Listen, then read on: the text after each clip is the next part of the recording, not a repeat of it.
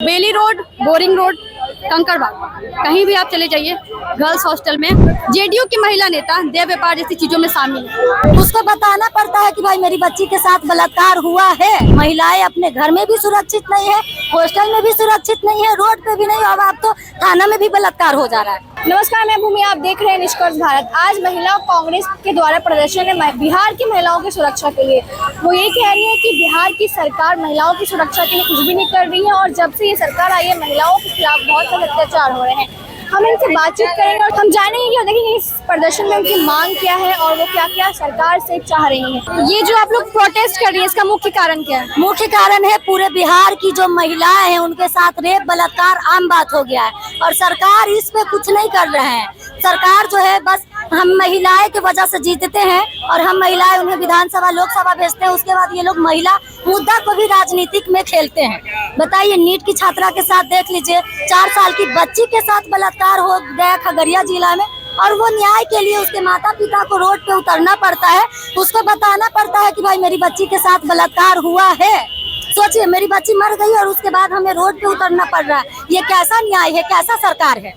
हम लोगों को महिला सुरक्षा की गारंटी चाहिए कि आखिर महिलाएं कब सुरक्षित होंगी। महिलाएं अपने घर में भी सुरक्षित नहीं है, हॉस्टल में भी सुरक्षित नहीं है, रोड पे भी नहीं। अब तो थाना में भी बलात्कार हो जा रहा है। तो भाई महिलाएं सुरक्षित है कहाँ? कौन देगा जवाब इसका? नीट छात्रा मामले में क्या लगता है, सरकार लिपापोती का काम कर रही है? बिल्कुल लिपापोती की काम कर रही है। आप देखिए ना, पोस्टमार्टम का रिपोर्ट कहता है कि उसके साथ बलात्कार हुआ है, लेकिन यही डीजीपी सर कहते हैं अकेले में उसकी मां को बुलाकर कि बलात्कार आपकी बेटी के साथ नहीं हुआ। तो सोचिए ये कैसा दोगला सरकार है।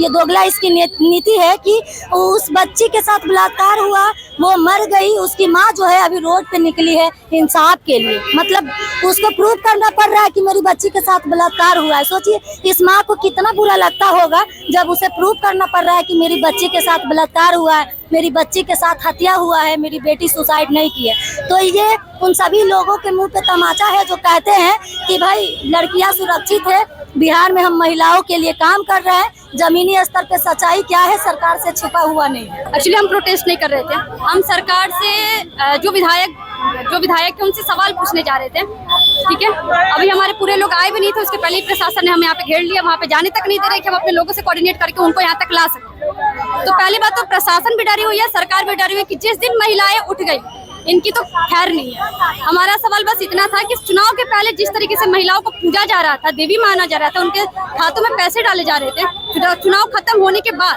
आपका रवैया ऐसा क्यों हो गया? विधानसभा में आपने 2 मिनट महिलाओं की सुरक्षा के ऊपर बातचीत करना जरूरी नहीं समझा? क्या आप डरे हुए हो कि महिला सुरक्षा पे बातचीत हुआ? क्या वो डरे हुए कि महिला सुरक्षा पे बातचीत हुआ तो बड़े बड़े नेताओं का नाम आ जाएगा, रसूखदारों का नाम आ जाएगा, उनके बच्चों का नाम आ जाएगा। इसलिए सब लोग सब के सब मिलके महिला सुरक्षा को इग्नोर कर रहे हैं, उससे बातचीत करने से बच रहे हैं। आपने जो ये पोस्टर ले रखा है तो क्या लगता है इसमें सच में पटना में ऐसा होता है? मैम, आप बेली रोड, बोरिंग रोड, कंकड़बाग, कहीं भी आप चले जाइए, गर्ल्स हॉस्टल में जो वहाँ की वार्डन है वो खुद देह व्यापार वाले मामले में शामिल है। बीजेपी की महिला नेताएं, जेडीयू की महिला नेता देह व्यापार जैसी चीजों में शामिल है। लगातार उनके कुछ ना कुछ वीडियोज आते हैं।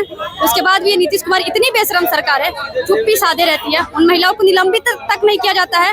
उस पर 1 मिनट का ये लोग अब सोचते भी नहीं कि हम लोग को उस पर कार्रवाई करनी चाहिए। सबके सब मिली भगत है पूरी की पूरी। जितने भी हॉस्टल्स हैं पटना में, तो क्या लगता है आपको उसमें लड़की को फंसाया जाता है? मैम, बिल्कुल फंसाया जाता है। हम महिलाएं और लड़कियां जो है वैसे भी बहुत मासूम सी होती हैं। जब वो घर से निकलती हैं बहुत से अरमान सपने को लेकर निकलती हैं, अरमान और सपनों की लालच में उनको फंसा लिया जाता है। तो पूरी सिस्टम की गड़बड़ी है। वो भले ये बात करते हैं कि महिला एम्पावरमेंट, लेकिन महिला एम्पावरमेंट कहीं नहीं है, बल्कि ये हो रहा है कि बिहार से, पटना से लड़कियों को घर वापस बुलाया जा रहा है। नीट छात्रा मामले में क्या लगता है? नीट छात्रा मामला बस एक मामला वो है जो हम लोगों के सामने आ गया। पर्दे के पीछे ऐसी 1000 मामले होंगे जो मेरे तक और आप तक इसलिए नहीं पहुंचा क्योंकि उसको कैमरा और वो लाइट और वो आवाज नहीं है। तो आपने देखा इन्होंने क्या कहा, इनसे हमने बातचीत की, उन्होंने यही कहा है कि नीतीश सरकार में महिलाएं बिल्कुल भी सुरक्षित नहीं है। छोटी से छोटी बच्चों के साथ रेप और बलात्कार के मामले सामने आ रहे हैं और जब से ये नई सरकार बनी तब से ये मामले बढ़ चुके हैं और इन सब की यही मांग है कि महिला सुरक्षा पर बिहार में खास करके ध्यान दिया जाए। नीतीश कुमार महिला सशक्तिकरण की बात करते हैं पर महिलाओं को सुरक्षित रखना शायद वो भूल चुके हैं। तो हम देखते हैं कि अब इस पे नीतीश सरकार क्या संज्ञान लेती है और वो सच में महिलाओं को सुरक्षित करने में कामयाब रहेगी या नहीं। तब तक हमारे साथ जुड़े रहे और देखते हैं निष्कर्ष भारत। धन्यवाद।